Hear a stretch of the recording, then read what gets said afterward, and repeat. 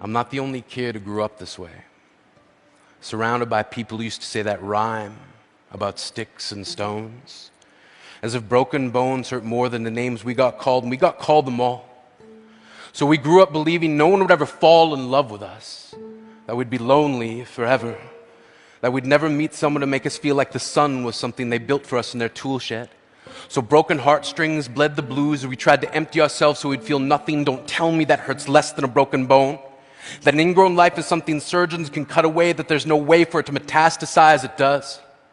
She was 8 years old, our first day of grade 3, when she got called ugly. We both got moved to the back of class so we would stop getting bombarded by spitballs. But the school halls were a battleground. We found ourselves outnumbered day after wretched day. We used to stay inside for recess because outside was worse.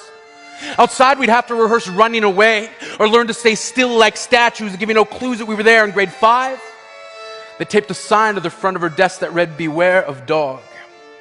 To this day, despite a loving husband, she doesn't think she's beautiful because of a birthmark that takes up a little less than half her face. Kids used to say she looks like a wrong answer that someone tried to erase but couldn't quite get the job done. And they'll never understand that she's raising 2 kids whose definition of beauty begins with the word mom. Because they see her heart before they see her skin, because she'll never always been amazing. He was a broken branch grafted onto a different family tree. Adopted, not because his parents opted for a different destiny. He was 3 when it became a mixed drink of 1 part left alone and 2 parts tragedy. Started therapy in 8th grade. Had a personality made up of tests and pills. Lived like the uphills were mountains and the downhills were cliffs. 4/5 suicidal, a tidal wave of antidepressants, and an adolescent of being called pauper. 1 part because of the pills, 99 parts because of the cruelty. He tried to kill himself in grade 10 when a kid who could still go home to mom and dad had the audacity to tell him, "Get over it."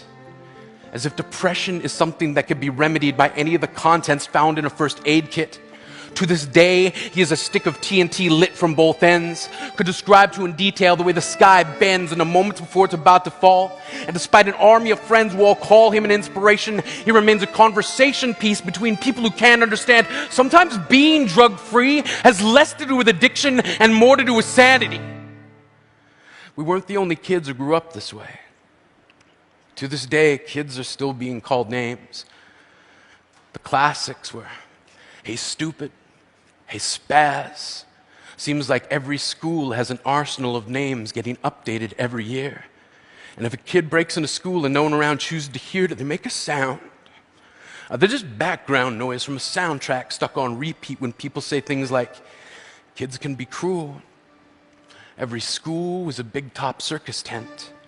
And the pecking order went from acrobats to lion tamers, from clowns to carnies, all of these miles ahead of who we were. We were freaks. Lobster claw boys and bearded ladies. Oddities, juggling depression and loneliness, playing solitaire, spin the bottle, trying to kiss the wounded parts of ourselves and heal. But at night, while the others slept, we kept walking the tightrope. It was practice, and yes, some of us fell. But I want to tell them that all of this is just debris left over when we finally decide to smash all the things we thought we used to be. And if you can't see anything beautiful about yourself, get a better mirror, look a little closer, stare a little longer, because there's something inside you that made you keep trying despite everyone who told you to quit. You built a cast around your broken heart and signed it yourself. You signed it, they were wrong, because maybe you didn't belong to a group or a clique. Maybe they decided to pick you last for basketball or everything.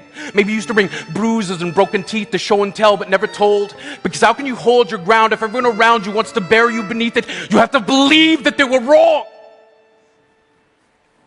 They have to be wrong. Why else would we still be here?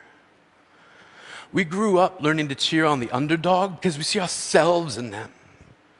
We stem from a root planted in the belief that we are not what we were called. We are not abandoned cars stalled out and sitting empty on some highway. And if in some way we are, don't worry, we only got out to walk and get gas. We are graduating members from the class of We Made It, not the faded echoes of voices crying out, "Names will never hurt me."